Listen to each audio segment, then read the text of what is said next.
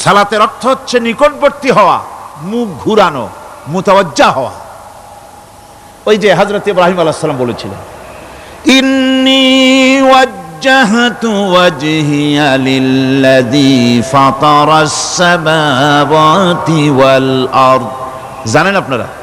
পড়েন, ইন্নী ওয়াজ্জাহতু ওয়াজহিয়া লিল্লাযী ফাতারাস সামাওয়াতি ওয়াল আরদা হানিফা ওয়া মা আনা মিনাল মুশরিকিন। নিশ্চয় আমার মুখ ঘুরায় দিলাম কার দিকে? যিনি আকাশ এবং জমিনের স্রষ্টা, সব কিছুর মালিক যিনি, তার দিকে আমি মুতাওয়াজ্জা হলাম। নামাজের অর্থই হচ্ছে মুতাওয়াজ্জা হওয়া, মুখ ঘুরিয়ে দেওয়া, চেহারা ঘুরিয়ে দেওয়া। আর নামাজের আরেক অর্থ হচ্ছে নিকটবর্তী থেকে আরো নিকটবর্তী হওয়া। আল্লাহ রাব্বুল আলামিন বলেন, নিকটবর্তী হতে হলে ওয়াসজুদ ওয়াকতারিব, সেজদা দাও আর সেজদার মাধ্যমে আমার নিকটবর্তী হয়ে যাও। সেজদা দিলেই আল্লাহর নিকটবর্তী হওয়া যায়। কোন সুবহানাল্লাহ। সাহাবী, আল্লাহ নবীর সাহাবী প্রশ্ন করেছেন, নবীজি, বান্দা কখন আল্লাহর নিকটবর্তী হয়ে যায়? নবীজি বলেছেন, বান্দা যখন সেজদা দেয় তখন আল্লাহর বান্দার মাঝে কোনো হিজাব থাকে না, একদম আল্লাহ পাকের নিকটবর্তী হয়ে যায় বান্দা যখন সেজদায় পড়ে যায়। সুতরাং নামাজ হচ্ছে নিকটবর্তী হওয়া, সালাত এটা হচ্ছে নিকটবর্তী হওয়া। নামাজ ফরজ হওয়ার কারণ হচ্ছে এই যে মানুষ আল্লাহর বান্দা বা গোলাম হিসেবে সৃষ্টি হয়েছে, তাই একমুখী হয়ে এর বন্দিগি করা এটা হচ্ছে তার স্বাভাবিক একটা প্রকৃতি। আল্লাহ রাব্বুল আলামিন এই প্রকৃতির দাবি মিটাবার জন্যই নামাজের ব্যবস্থা করেছেন। মানুষের ফিতরত, মানুষের নেচার, মানুষের ফিতরত হচ্ছে এই যে কারো না কারো কাছে মাথা নত করা, হাত জোড় করা, মাথা নত করা, সার্বভৌমত্বের মালিক কাউকে মনে করা। হাত জোড় করতে হলে, মাথা নত করতে হলে, সার্বভৌমত্বের মালিক হিসেবে কাউকে গ্রহণ করতে হলে আল্লাহর বিকল্প কেউ আছে নাকি? ইসলামের মূল দাওয়াতটা হলো ফিতরাত অনুযায়ী দাওয়াত দেওয়া হয়েছে, মানুষ যেন মাথা নত করে, গোলামি করে।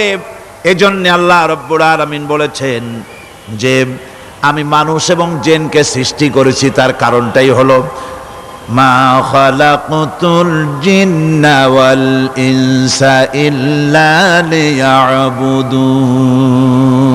মানুষ আর জিন জাতিকে সৃষ্টি করা হয়েছে ইবাদতের জন্য, গোলামির জন্য। ইবাদত আর গোলামি এটাই করতে হবে, গোলামি করতে হবে, দাসত্ব করতে হবে।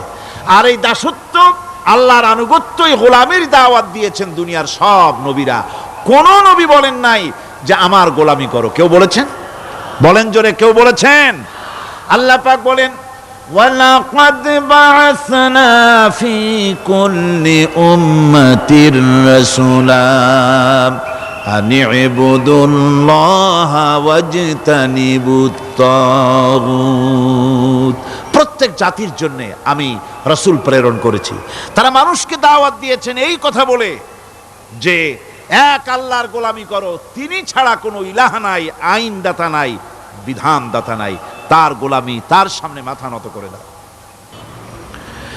নামাজ হচ্ছে তাওহীদের অবশ্যম্ভাবী এক বহির্প্রকাশ। তাওহীদের জন্য তাওহীদবাদী মানুষ যারা, তাদেরকে নামাজ আদায় করতেই হবে। আকীদা বিশ্বাসের দিক থেকে তাওহীদ যদি হয় পুরা দ্বীনের মূল উৎস, তাহলে আমলের দিক থেকে নামাজ হচ্ছে পুরা দ্বীনের মূল ভিত্তি। নামাজ হচ্ছে আমলের মূল ভিত্তি, এর বাস্তবায়ন ছাড়া দ্বীন পূর্ণ হয় না। নামাজ মুমিনের কেবলমাত্র একটি উত্তম আমলই নয়, বরং নামাজ হচ্ছে ঈমানের মূল ভিত্তি। যার কাছে নামাজ নাই তার কাছে কিছুই নাই।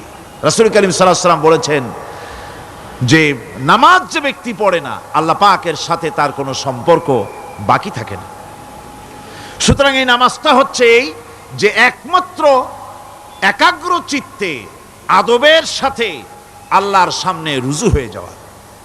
কোরআনে কারীম বলছি, মুনিবিনা ইলাইহি ওয়াত্তাকুহু ওয়াকিমুস সালাতা ওয়া লা তাকুনু মিনাল মুশরিকিন। তোমরা আল্লাহর দিকে রুজু হয়ে যাও এবং তাকে ভয় করে অন্যায় কাজ থেকে বিরত থাকো, আর নামাজ কায়েম করো, মুশরিকদের অন্তর্ভুক্ত হয়ে যেও না। নামাজ কায়েম করা, নামাজের আদেশ কোরআনে কারীমের মধ্যে আল্লাহ পাক বহু জায়গায় করেছেন। ঈমানের পর নামাজই হচ্ছে সবচেয়ে বড় জরুরি। একজন মানুষ ঈমান আনলো, যেমন কালকে একজন ঈমান এনেছে, ঈমান আনার সাথে সাথে তার প্রথম কাজ কি বলুন? বলেন, প্রথম কাজ কি? ফজরের নামাজের আগে একজন ইসলাম কবুল করলেন, তার প্রথম দায়িত্ব নামাজকে আদায় করে দেওয়া, ফজরের নামাজ পড়াম। জোহরের আগেই কেউ ঈমান আনলো, তার প্রথম দায়িত্ব জোহরের নামাজ আদায় করা। আসরের নামাজের আগে ঈমান এনেছে, তার প্রথম দায়িত্ব হলো আসরের নামাজ আদায় করা। তার মানে হলো ঈমান আনার পর একজন ঈমানদারের প্রথম দায়িত্ব হচ্ছে নামাজ। গুরুত্বপূর্ণ বিষয়, খুব ভালো করে শুনতে হবে, ইয়াদ রাখতে হবে প্রত্যেকটি মুসলমানের। এই নামাজ কি জিনিস, কেমনে আদায় করতে হবে, আদায় না করলে কি হবে, গুরুত্বপূর্ণ এই কথাগুলি প্রত্যেকের স্মরণ রাখতে হবে। কিয়ামতের দিন মানুষ যে জাহান্নামে যাবে, জাহান্নামের জন্য, জাহান্নামে যে সব কারণে যাবে তার মধ্যে বড় কারণ কালকে বলেছিলাম, দেখি মনে আছে নাকি? বড় কারণ কয়টা? কয়টা? আলহামদুলিল্লাহ মনে আছে। আল্লাহ রাব্বুল আলামিন বলেন, ইয়াতাসাআলুনা আনিল মুজরিমিন। কিয়ামতের দিন অপরাধীদেরকে জিজ্ঞেস করা হবে, মা সালাকাকুম ফি সাকার, জাহান্নামে কেন আসছো? জবাবে তারা বলবে, ক্বালু লাম নাকু মিনাল মুসাল্লিন ওয়া লাম নাকু নুতঈমুল মিসকিন। নামাজ পড়ি নাই আর এতিম মিসকিনদের খেতে দেই নাই, এই কারণেই জাহান্নামে এসেছি। কল নাউযুবিল্লাহ। নামাজ যারা পড়বে না জাহান্নামে যেতে হবে। কোথায় যেতে হবে? আকীদাগত দিক থেকে ঈমান হলো তাওহীদের স্বীকৃতি, আর আমলের দিক থেকে নামাজ হচ্ছে তাওহীদের বহিঃপ্রকাশ। আপনি মুসলমান তা প্রমাণ হবে নামাজ দিয়ে। নামাজহীন ঈমানের দাবি মূল্যহীন। যার নামাজ নাই তার ঈমানের দাবি করার কোনো মূল্যই নেই। অনেক এরকম কথা বলে, হুজুর আমি মানুষটা নিতান্ত খারাপ না, যাই মনে করেন, গ্রামে রাস্তা বানাইছি, ব্রিজ করে দিয়েছি, কালভার্ট করেছি, এতিম মিসকিনরে তাও মাঝে মধ্যে খাবার দেই, বিধবারে কাপড় চোপড় দেই, মানুষটা আমি নিতান্ত খারাপ না, তবে এই মাঝে মধ্যে একটু নামাজ পড়ি না, তাতে কি আমার ঈমান নষ্ট হয়েছে নাকি? আমি বলি, ভাই ঈমানই তো নাই, নষ্ট হবে কি? ঈমান থাকলে না নষ্ট হবে? ঈমান নাই। সুতরাং একজন মুসলমান যদি নামাজ না পড়ে, নিজেকে মুসলমান বলে দাবি করার কোনো হক তার নাই, দাবি করার অধিকার নাই। নামাজ হচ্ছে জিন্দিগি, নামাজটাই মূলত জিন্দিগি। নামাজটা কি? জিন্দিগি। আল্লাহ রাব্বুল আলামিন শিখাচ্ছেন, কুল ইন্না সালাতি ওয়া নুসুকি ওয়া মাহইয়ায়া ওয়া মামাতি লিল্লাহি রাব্বিল আলামিন। মুহাব্বতের সাথে সবাই পড়েন, কুল ইন্না সালাতি ওয়া নুসুকি ওয়া মাহইয়ায়া ওয়া মামাতি লিল্লাহি রাব্বিল আলামিন।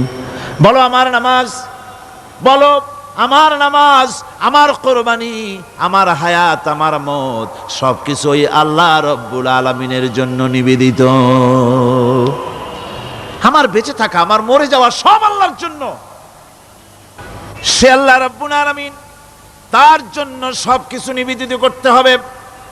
আল্লাহ পাকের গোলাম আমাদের বানিয়েছেন, আল্লাহ আমাদের গোলামি করা লাগবে। আর গোলামির নমুনা যাকাত দিয়া, হজ দিয়া, দান দিয়া, সদকা দিয়া, কোন জিনিস দিয়ে নামাজের মতো গোলামির উৎকৃষ্ট প্রমাণ বা নমুনা আর কিছুতে নাই। আমি যে গোলাম তার উৎকৃষ্ট প্রমাণ হচ্ছে নামাজ। নামাজেই একটা মানুষ গোলামির অনুভূতিতে তাকে নিয়ে যায়। বাদশাহ হোক, মন্ত্রী হোক, পীর হোক, মৌলানা হোক, মুহাদ্দিস হোক, বড় লোক হোক, গরিব হোক, পুরুষ হোক, নারী হোক, যাই হোক, নামাজে দাঁড়াইলো, একেবারে কান্ডারে ধরিয়া কানের কাছে হাত দিয়া, হাত দুটো বাঁধিয়া মাথা নিচের দিকে দিয়ে দাঁড়ায় গেল। কিসের মতো? আসামির মতো, গোলামের মতো। সুবহানাল্লাহ। এদিক ওদিক তাকাইতে পারবা না, চোখটা থাকবে সেজদা যেখানে দিবা সেখানে। তাকানো নিষেধ, সেজদার দিকে তাকাও। এরপরে যখন রুকুতে গেলেন, গোলামির নমুনা হয়ে গেল। গোলামের এরকম মাথা নিচু করে থাকতে হয় প্রভুর সামনে। গেলেন, রাজা, বাদশাহ, বড় লোক, সব অহংকার চূর্ণ হয়ে গেল। নাক আর কপাল দিয়া আমার মাবুদের দরবারে মাথাটা লাগাই দিলাম জমিনের উপরে। সুবহানাল্লাহ। আমি আমার ভাষায় বলি, আমি আমার ভাষায় কথাটা এভাবে বলি, এই জমিনটা যদি কাগজ হয় আর আমার নাকটার কপালটা যদি কলম হয়, তাহলে আমি যে গোলাম দৈনিক 5 বার আমার নাক আর কপাল দিয়া জমিন নামক কাগজের উপরে, দাস খতের উপরে দৈনিক 5 বার নাক আর কপাল দিয়া সই করে দেই, আল্লাহ আমি তোমার গোলাম, আর কারো গোলাম নই, আমি একমাত্র তোমার গোলাম। ঘুমের থেকে উঠে সেজদা দিয়া বলি, দুপুরের সময় কাজ ফালাইয়া আর একবার বলি, বিকেল আসার আগেই আসরে আর একবার বলি, দিন যখন শেষ হয় আর একবার বলি, রাতে যখন শুতে যাই আর একবার সেজদা দিয়া ঘোষণা করি, মাবুদ আমি তোমার গোলাম। সুবহানাল্লাহ। নামাজ হচ্ছে ইসলামের গণ্ডির মধ্যে প্রবেশের প্রমাণ। কোরআনে কারীম বলছে, ফাইন তাবু ওয়া আকামুস সালাতা ওয়া আতাউজ যাকাতা ফাইখওয়ানুকুম ফিদ্দীন। সূরা তওবা এসেছে, তারা যদি তওবা করে আর নামাজ কায়েম করে, যাকাত যদি আদায় করে, তাহলে এখন তোমাদের সে দ্বীনি ভাই, এখন ভাই হয়ে গেল। একটু আগে ছিল কাফের, মুশরিক, এখন তোমার দ্বীনি ভাই। দ্বীনের গণ্ডির মধ্যে প্রবেশ করা, কলেমা পড়ার সাথে সাথেই নামাজ। নামাজ হচ্ছে দ্বীনের প্রধান গেট, দ্বীনের প্রধান তোরণ। দ্বীনের মধ্যে প্রবেশ করার জন্য এই গেট দিয়ে প্রবেশ করতে হবে। সুতরাং এই নামাজের এতই গুরুত্ব দেওয়া হয়েছে। ইসলাম যদি ক্ষমতায় আসে, আল্লাহ যেন এনে দেন, জোরে কোন আমিন। ইসলাম যদি ক্ষমতায় এসে যায়, রব্বুল আলামিন তাফসিরে মাহফিল, কোরআন সামনে নিয়া আশা করে তোমার দরবারে দোয়া করি, এই বিশাল জনসমুদ্রের দোয়া কবুল করো মাবুদ গো, এই বাংলাদেশকে ইসলামের দেশ বানাইয়া দাও। দেশটা যদি ইসলামের হয়ে যায়, আইন যদি আল্লাহর হয়, শাসন যদি সৎ লোকেরা করে, রব্বুল আলামিন কোরআন শরীফে বলেন, তাহলে তারা 4টা কাজ করবে। আল্লাযীনা মাক্কান্নাহুম ফিল আরদ আকামুস সালাতা ওয়া আতাউজ যাকাত ওয়া আমারু বিল মা'রুফি ওয়া নাহাউ আনিল মুনকার। মুমিনেরা ক্ষমতায় এসে প্রথম যে কাজটা করবে, প্রথমে ক্ষমতায় এসেই নামাজ বাধ্যতামূলক করবে। প্রথম কি? ওয়াজ নসিহতে অনুরোধ করা হবে না, বাবাজিরা আল্লাহর রাস্তায় নামাজটা পড়ে না। রেডিও এবং টেলিভিশনের মাধ্যমে রাষ্ট্রপ্রধান অর্ডার করে দিবেন, যারা আকেল বালিগ সকলের জন্য নামাজ বাধ্যতামূলক, নামাজ পড়তেই হবে, এটা অর্ডার। বেলা যখন 1টা বেজে যাবে, বেলা যখন 1টা বাজবে, সমস্ত মসজিদে আজান শুরু হয়ে যাবে। আজানের সাথে সাথে অফিস, আদালত, কল কারখানা, ক্ষেত খামার, শিক্ষাঙ্গন সব ডেডলক হয়ে যাবে। আধা ঘন্টার জন্য বন্ধ হয়ে যাবে। যারা মুসলমান অফিসে, কলেজে, ইউনিভার্সিটিতে, সর্বত্র তারা নামাজের জন্য প্রস্তুতি নেবেন। আধা ঘন্টার ভিতরে নামাজ আর খানা সেরে আবার কলেজ চলবে, বিশ্ববিদ্যালয় চলবে, কল চলবে, কারখানা চলবে, ক্যান্টনমেন্ট চলবে, সেক্রেটারিয়েট চলবে, সব আপন গতিতে চলতে থাকবে। আল্লাহর রহমত, বরকত আকাশ ফেরে নাজিল হয়ে যাবে। আর এই অর্ডার যে দেওয়া হবে, নামাজ পড়বেন সেখানে। থানায় যখন আজান হবে, থানায় আজান হয়ে গেছে, থানার স্টাফ, পুলিশ যারা আছে জামাতে খাড়া হয়ে যাবে, ইমামতি করবেন ওসি সাহেব। এসপির অফিসে এসপি সাহেব ইমামতি করবেন, ডিসি সাহেব তার অফিসে ইমামতি করবেন, মন্ত্রী সেক্রেটারিয়েট ইমামতি করবেন, প্রেসিডেন্ট বঙ্গভবনে ইমামতি করবেন, বিশ্ববিদ্যালয়ের ভাইস চ্যান্সেলরের ইমামতিতে সে জায়গার মুসলমান ছাত্র ছাত্রী, শিক্ষক শিক্ষয়িত্রী এক জামাতে নামাজ আদায় করবে। এই যদি হয় চিত্র দেশের, অপরাধ থাকবে? থানায় ওসি সাহেব নিজেই যদি জামাতের ইমামতি করেন, এইভাবে নামাজ আদায় করেন পুলিশদের নিয়ে জামাতে, ঘুষ আর খাবে তারা? এসপি সাহেবের অফিসে, ডিসি সাহেবের অফিসে মন্ত্রীরা যদি এভাবে নামাজ কায়েম করে, তাহলে কি অন্যায় অপরাধ কিছু থাকবে সমাজে? থাকবে না। সুতরাং নামাজ বাধ্যতামূলক করে দেওয়া হবে। নামাজ বাধ্যতামূলক, সকলকে নামাজ পড়তে হবে। নামাজ হচ্ছে অপকর্মের প্রতিবন্ধক। নামাজ পড়লে অন্যায় কাজ থেকে বাঁচার পথ। অন্যায় থেকে বাঁচাই কিসে? নামাজ। আল্লাহ রাব্বুল আলামিন বলেন, উতলু মা উহিয়া ইলাইকা মিনাল কিতাবি ওয়া কিমিস সালাম ইন্নাস সালাতা তানহা আনিল ফাহশাই ওয়াল মুনকার। হে নবী, এই কিতাব তেলাওয়াত করো, যা তোমার প্রতি অবতীর্ণ করা হয়েছে, এই কিতাব তেলাওয়াত করো আর নামাজকে প্রতিষ্ঠা করো। নিঃসন্দেহে নামাজ মানুষকে পাপাচার থেকে বাঁচায়া দেয়। অশ্লীলতা, পাপাচার থেকে মানুষকে বাঁচায় কে? জোরে চিল্লায় কোন কে? নামাজ। এই নামাজ মানুষকে অন্যায় কাজ থেকে বাঁচায় দেয়। নামাজ যে মানুষকে অন্যায় কাজ থেকে বাঁচায়, কেমনে বাঁচায়? আমরা যে নামাজ পড়ি, এই নামাজে তো আমাদেরকে অন্যায় কাজ থেকে বাঁচাইতে পারে না। নামাজি বহুত মানুষ আছে অন্যায় করে, করে কিনা কোন? না করে না? করে। নামাজি অথচ অন্যায় করে। আর আল্লাহ বলছেন নামাজিকে, নামাজ তাকে অশ্লীলতা থেকে ফিরায়। তাহলে কথা কারটা ঠিক? আল্লাহরটা। জোরে বলেন, কারটা ঠিক? অবশ্যই আমার আল্লাহর কথা হক।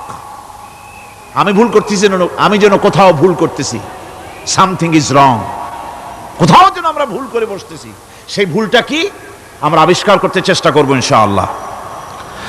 প্রথম যে কথাটা সেটা হচ্ছে এই যে আমরা যা নামাজে পড়ি আমরা তা বুঝি না। কথা ঠিক কিনা? আমি যদি এখন প্রশ্ন করি সামি আল্লাহু লিমান হামিদা অর্থ কি কোন? ফার্স্ট ডিভিশনে কয়েকটা লেটার নিয়ে ফেল করবেন এরকম লোক আছেন না নাই?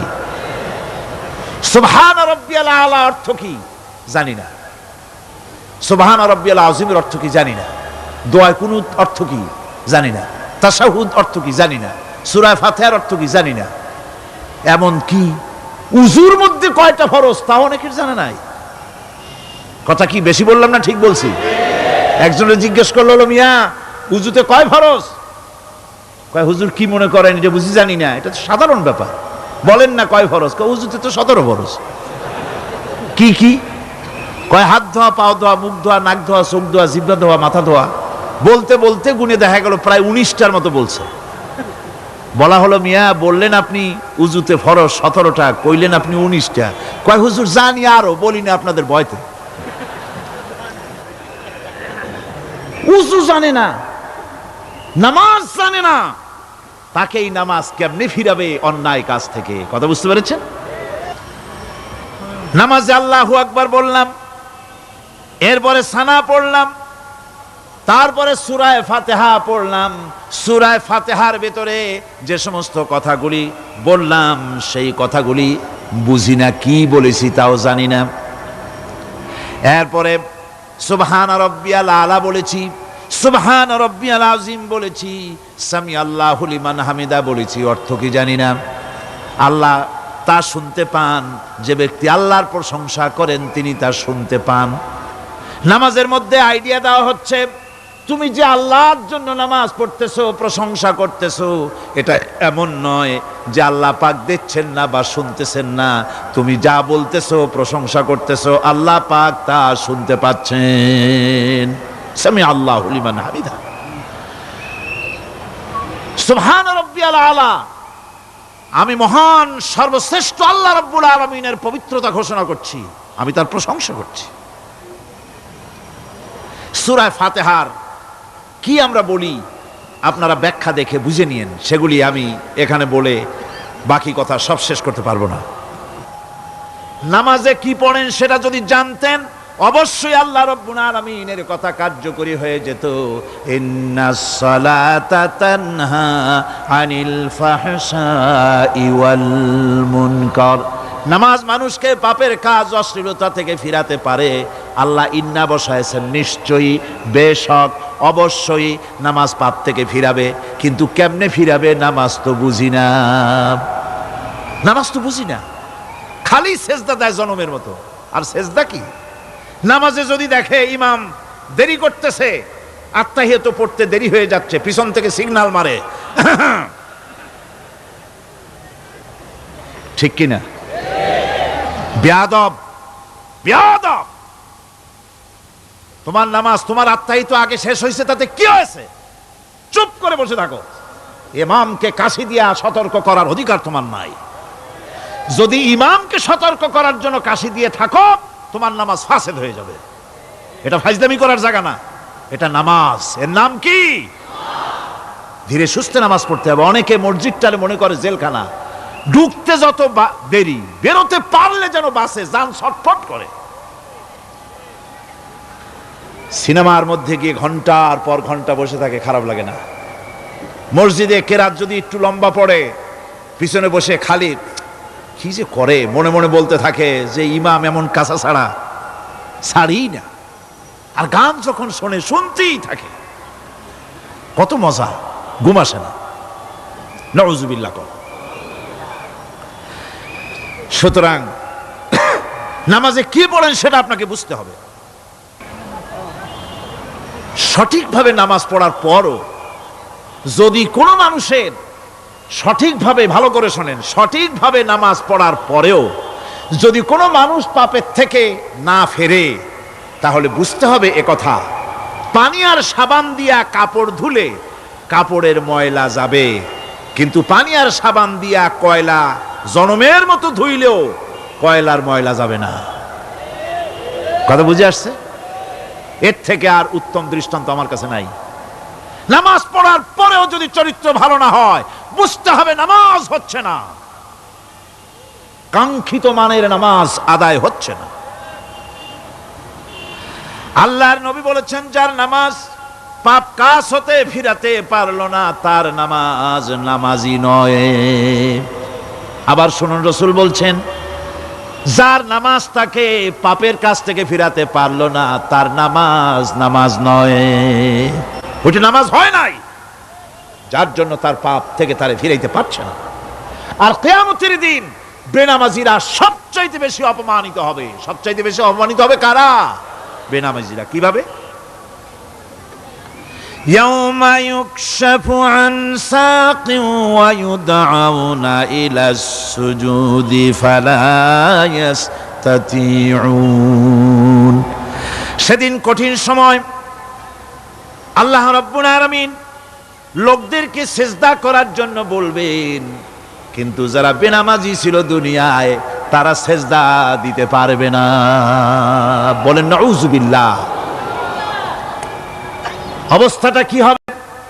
খাশিআতান আবসারুহুম তারহাকুহুম যিল্লাহ, তাদের দৃষ্টি নিচু হবে লাঞ্ছনা এবং অপমান তাদের উপরে চেপে বসবে, সেজদা দিতে পারবে না।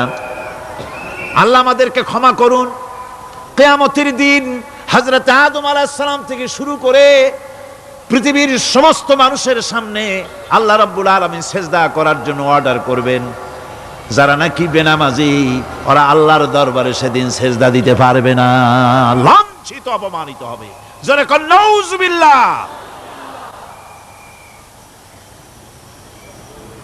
নামাজ, মুমিনের নামাজ একরকম, মুনাফিকের নামাজ হলো আর এক রকম। মুনাফিকরাও নামাজ পড়ে, পড়ে কিনা কন? মুনাফিকেরাও নামাজ পড়ে। মুনাফিকেরা যখন নামাজ পড়তে যায় আল্লাহ রাব্বুল আলামিন বলতেছেন ওয়া ইযা কামু ইলাস সালাতি কামু কুসালা। মুনাফিকেরা যখন নামাজ পড়তে দাঁড়ায়, নামাজে আসে ঠিক তারা, কিন্তু নামাজের জন্য দাঁড়ায় খুব শৈথিল্য ভারে, শৈথিল্যভাবে দাঁড়ায়, কাহিলি সুস্তি, এ জায়গা চুলকায়, পায়জামা ধরে টান দেয়, টুপিটা ঘুরে আয়, এদিক ওদিক তাকায়। মুনাফিকের নামাজ দেখলেই ঠিক পাওয়া যায় যে বেটা মুনাফিক। এইভাবে সে দাঁড়ায়। তার নামাজটা কি জন্য? ইউরাউনান নাসা ওয়া লা ইয়াযকুরুনাল্লাহা ইল্লা কালিলা। তাদের নামাজ হচ্ছে মানুষকে দেখাবার নামাজ। নাউযুবিল্লাহ। এখন দেখবেন এই মৌসুম আসছে, নামাজের মৌসুম, বেনামাজিদের নামাজের মৌসুম। জনসভা হচ্ছে, নির্বাচন আসতেছে, নামাজে রক্ত হয়ে গেছে, তাড়াতাড়ি আজান হয়ে গেল। টুপি না থাকলে রুমাল একটা মাথায় দিল, উজু আছে কি না আছে, আল্লাহু আকবার, যা আছে কপালে হয়ে যাক। মানুষকে দেখাবার জন্য এরা নামাজ পড়ে। এরা আল্লাহ শরণার্থে নামাজ খুব কম লোকই করে। এরা হচ্ছে মুনাফিক। দুনিয়া এবং আখিরাতে কল্যাণের জন্য একমাত্র মাধ্যম হচ্ছে নামাজ। দুনিয়াও যদি কল্যাণ চাই, আখিরাতেও যদি কল্যাণ চাই, তাহলে এর জন্য কি করতে হবে? কি করতে হবে? আমার কথা নয়, আল্লাহ রাব্বুল আলামিনের কথা শুনুন। রব্বুল আলামিন বলেন ক্বাদ আফলাহাল মুমিনুন الذين هم في صلاتهم خاشعون والذين هم للزكاة فاعلون والذين هم لفروجهم حافظون। নিশ্চিতভাবে সেই সব মুমিন কল্যাণ লাভ করবে, নিশ্চিতভাবে। তারা হচ্ছে ওই সব লোক যারা নিজেদের নামাজ ভীতি মিশ্রিত, বিনয় ভাবে, ভীতি মিশ্রিত অবস্থায় বিনয়ের সাথে যারা নামাজ আদায় করে, যারা বেহুদা কাজ থেকে বিরত থাকে, যারা যাকাতের পন্থায় কর্মতৎপর হয়, আর যারা নিজের লজ্জাস্থানকে হেফাজত করে। এরপরে আল্লাহ পাক বলেন ওয়াল্লাযীনা হুম লিআমানাতিহিম ওয়া আহদিহিম রাউন ওয়াল্লাযীনা আলা সালাওয়াতিহিম ইউহাফিজুন ওয়াল্লাযীনা আলা সালাতিহিম হাফিজুন। আর যারা তাদের আমানতকে পূর্ণ করে, আমানত এবং তাদের ওয়াদা চুক্তি পূর্ণ করে, এবং যারা নিজেদের নামাজ সমূহকে পূর্ণভাবে হক আদায় করে নামাজ পড়ে, নামাজের যারা হেফাজত করে, এরা কারা? এরা হচ্ছে উলাইকা হুমুল ওয়ারিসুন আল্লাযীনা ইয়ারিসুনাল ফিরদাউসা হুম ফিহা খালিদুন। এরা হচ্ছে সেই সব লোক, এরা উত্তরাধিকার হচ্ছে জান্নাতের উত্তরাধিকার, জান্নাতুল ফিরদাউসে আল্লাহ রাব্বুল আলামিন এই গুণ বিশিষ্ট লোকদের জন্য জায়গা করে দিবেন। জোরে কোন সুবহানাল্লাহ। নামাজকে পড়তে বলা হয়নি, কোরআন শরীফে বলা হয়েছে নামাজ কায়েম করো। কি বলা হয়েছে কন্ত দেখি? নামাজ কায়েম করো, নামাজ পড়ো। এই কথা কিন্তু কোরআন শরীফে কোনো জায়গায় আছে নাকি? এখন কায়েম করা কারে বলে? একটা গুরুত্বপূর্ণ আরেকটি বিষয়। নামাজ কায়েম করতে বলা হয়েছে। কায়েম কি? কায়েমটা হচ্ছে দৃষ্টান্ত স্বরূপ বলা যায় যে জিনিসটা সমাজে প্রতিষ্ঠিত আছে ওইটারে বলে কায়েম হওয়া, আর যেটা প্রতিষ্ঠিত নাই ওটা কায়েম নাই। কায়েম মানেই হলো প্রতিষ্ঠিত থাকা। যেমন আমাদের দেশে, আমাদের সমাজে নারী পুরুষ শিশু বৃদ্ধ সকলেই কাপড় পরা, শাড়ি পরা, লুঙ্গি পরা, এই কাপড় পরাটা কায়েম আছে, প্রতিষ্ঠিত আছে না নাই? যার কারণে কাপড় পরা সমাজে কায়েম আছে বলে উলঙ্গ মানুষ সমাজে খুঁজে পাওয়া যায় না, পাগল ছাড়া। ঠিক কিনা? একটা বাচ্চাকেও যদি উলঙ্গ হতে বলেন এখানে, 5 বছর 6 বছরের একটা বাচ্চাকেও, সে কিন্তু রাজি হবে না। ঠিক কিনা? যেহেতু কাপড় পরা সমাজে প্রতিষ্ঠিত আছে, সেহেতু উলঙ্গ মানুষ পাওয়া যায় না, কাপড় পরাটাই এখানে প্রতিষ্ঠিত। সুতরাং এখন অবস্থাটা এই হয়েছে, কাপড় পরা প্রতিষ্ঠিত আছে বলে কোন উলঙ্গ মানুষ এসে যদি এই মঞ্চে দাঁড়ায় আর বলে আমাকে একটু বক্তৃতা করতে দেন, আপনারা কি করবেন? মঞ্চে তো উঠতেই দিবেন না। উলঙ্গ মানুষ যদি কোনো চাকরি নিতে যায় ইন্টারভিউতে, তাকে লাইনে দাঁড়াইতে দেবে? দেবে না। এমন কি উলঙ্গ হয়ে যদি বাড়িতে প্রবেশ করে, তার বউও দূর দূর করে তাড়ায় দেবে। ঠিক কিনা? যেহেতু সমাজের ভিতরে কাপড় প্রতিষ্ঠিত আছে, সেই জন্য এই উলঙ্গ মানুষ পাওয়া যায় না। অনুরূপভাবে নামাজ যদি প্রতিষ্ঠিত হতো সমাজের ভিতরে, তাহলে বেনামাজি খুঁজে পাওয়া যেত না। চাকরি করতে গেলে সেখানে নামাজ মানদণ্ড হয়ে যেত, নামাজ পড়ে কিনা তা দেখে নেওয়া হতো। বেনামাজি লোক পাওয়াই যেত না যদি প্রতিষ্ঠিত থাকতো। প্রথম প্রশ্নই হতো তুমি নামাজ পড়ো কিনা। ইলেকশনে যদি একজন উলঙ্গ মানুষ এসে দাঁড়ায়, ভাইরা এবার আমার বোতল মার্কা বাক্স, উলঙ্গ মানুষ এসে ভোটে দাঁড়াইছে, আপনারা ভোট দিবেন? দিবেন। ওইটা কাপড় প্রতিষ্ঠিত আছে বলে, লুঙ্গি প্রতিষ্ঠিত সমাজে আছে বলে উলঙ্গ মানুষকে আপনি ভোট দিবেন না। নামাজ যদি প্রতিষ্ঠিত থাকতো সমাজে, বেনামাজি মানুষ যদি এসে মঞ্চে দাঁড়ায়া যতই বলতো আমি ক্ষমতায় গেলে এই করব সেই করব, নামাজ প্রতিষ্ঠিত থাকলে পরে বেনামাজিরে কেউ ভোট দিত না। নামাজ যদি প্রতিষ্ঠিত থাকতো, তাহলে অফিসের অফিসার তো দূরের কথা, বেনামাজি অফিসের ঝাড়ুদারের চাকরিও তার কিসমতে জুটতো না, যদি নামাজ প্রতিষ্ঠিত থাকতো।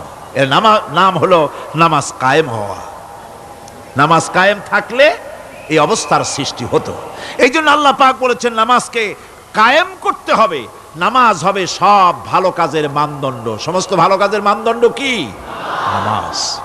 নামাজ আমাদেরকে বড় রকমের শিক্ষা দেয়। কি শিক্ষা দেয়? নামাজ আমাদের শিখায় ঐক্য আর ভ্রাতৃত্ব। ভ্রাতৃত্বের আর ঐক্যের শিক্ষা দেয়। এক নেতার আনুগত্য করা শিখায়। জামাত যত বড় হোক, ইমাম হবে কয়জন? একজন ইমাম হবে। আর এই ইমাম মানে কি? নেতা। ইমাম মানে কি? নেতা নির্বাচন শিখায় নামাজে। নেতা নির্বাচন কে শিখায়? নামাজ শিখায়। বোঝেন খুব ভালো করে। কিভাবে? মনে করুন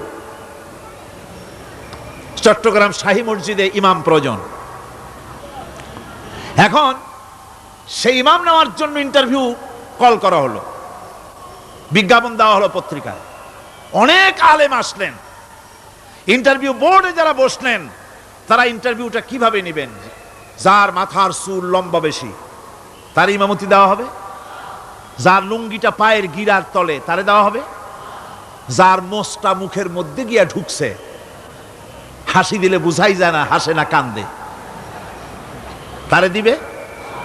দাড়িগুলা কামাইছে তারে দেবে। সিগারেট খায়, বা অবশ্য চট্টগ্রাম আর সিলেটে সিগারেটের ফতোয়া ভিন্ন রকম।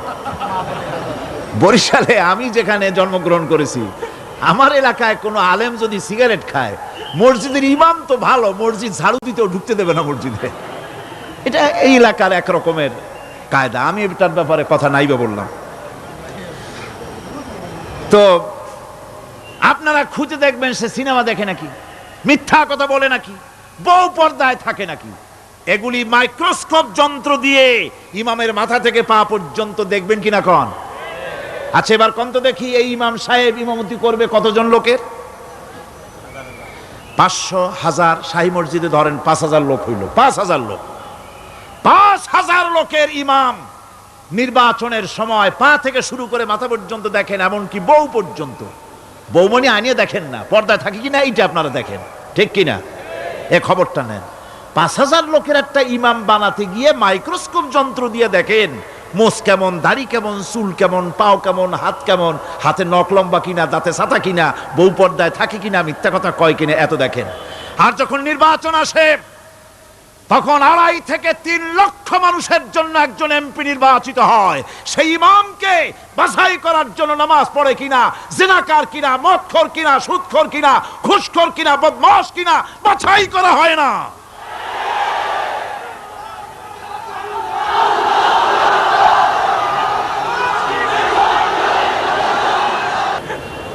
নামাজ আমাদেরকে এটা শিখায় ইমাম কেমনে বানাইতে হবে। কোন সুবহানাল্লাহ। নামাজ ঐক্য শিখায়, নামাজ ভ্রাতৃত্ব শিখায়, নামাজ পারস্পরিক মহব্বত শিখায়, নামাজ নেতা কেমন হওয়া উচিত, নেতা নির্বাচন শিখায়। আবার নেতা ভুল করলে তার ভুল বলা যাবে না, এরকম হতে পারবে না। নামাজের ভিতরে ইমাম যদি ভুল করলেন, আপনি লোকমা দিবেন, সুবহানাল্লাহ, আল্লাহু আকবার বলবেন। যদি তিনি সংশোধন না হলেন আবার দেন, তাতেও সংশোধন হলো না আবার দেন। 3 বার লোকমা দেওয়ার পর যদি ভুল সংশোধন না করে নামাজ ছেড়ে দেন, ইমামকে বের করে দেন, নতুন ইমাম নিয়োগ করে। যারা ক্ষমতায় যাবে, আপনি রাষ্ট্রের ইমাম যারে বানাবেন, সেই রাষ্ট্রীয় ইমাম যদি জনগণের ইচ্ছার বিরুদ্ধে যদি চলে, 1 বার লোকমান দেন, 2 বার লোকমান দেন, 3 বার দেন, তারপরেও যদি না নামে, ঘাট ধরে নামে না। নামাজ আপনাকে নেতা নির্বাচন, নেতাকে প্রতিষ্ঠিত রাখা, নেতার আনুগত্য আপনাকে শেখায়। নামাজ লাইন সোজা করে দাঁড়াতে হবে। লাইন যদি বাঁকা করেন, আপনার কলজেটা ওরকম বাঁকা হয়ে যাবে। নাউযুবিল্লাহ। নামাজের কাতারে যার কারণে নামাজের কাতার বাঁকা হবে, পুরা কাতারের জন্য আল্লাহর কাছে ওই লোকটা দায়ী হয়ে যাবে। নামাজ শৃঙ্খলা শিখায়। সুবহানাল্লাহ কইতে ইচ্ছা করে না? নামাজ শৃঙ্খলা শিখায়, শৃঙ্খলা বোধ শিখায়, সোজা হয়ে দাঁড়ায়। তারপরে ঐক্য এবং মহব্বত শিখায়। নামাজের ভিতরে যখন দাঁড়ায় গেলেন, আমির দাঁড়ালো, ফকির দাঁড়ালো, মন্ত্রী দাঁড়ালো, তার ড্রাইভারও দাঁড়ায় গেল, একই কাতারে দাঁড়ায় গেছে। নামাজ পড়তে গিয়ে ড্রাইভারের পাও গিয়ে লেগেছে মন্ত্রীর গায়ে। নামাজ শেষ হওয়ার পর মন্ত্রীর বাবার ক্ষমতা নাই এ কথা বলার যে বেটা ড্রাইভার সলিমুদ্দি, তোর পাও লেগেছে আমার পায়ে, তোর চাকরি সুদ্ধা দোজকে পাঠায় দেব। পারবে বলতে? পারবে না। মিয়া মন্ত্রী সাহেব, এটা তোমার সেক্রেটারিয়েট না, এটা আল্লাহর ঘর। এটা কার ঘর? এক হি সব মে খড়ে হো গয়ে মাহমুদ ও আয়াজ, এক হি সব মে খড়ে হো গয়ে महमूद आयाज, न कोई बंदा रहा न कोई बंदा नवाज। একই কাতারে দাঁড়িয়ে গেছে সম্রাট মাহমুদ আর চাকর আয়াজ। এখন সম্রাট মাহমুদও নাই, চাকর আয়াজও নাই, সম্রাট আর চাকর দুজনই আল্লাহ পাকের গোলাম হয়ে গিয়েছে। তুমি মসজিদে এসেছো, তুমি আল্লাহর গোলাম। কার গোলাম? আল্লাহ পাকের গোলাম। এই জিনিস শিখায় নামাজ। নামাজ শিখায় মানুষকে পাঞ্চুয়ালিটি, নিয়মানুবর্তিতা, সময়ের জ্ঞান শিখায় নামাজ। নামাজ মানুষে কি শিখায়? আল্লাহ রাব্বুল আলামিন বলছেন, ইন্নাস সালাতা কানাত আলাল মুমিনিনা কিতাবাম মাওকুতা।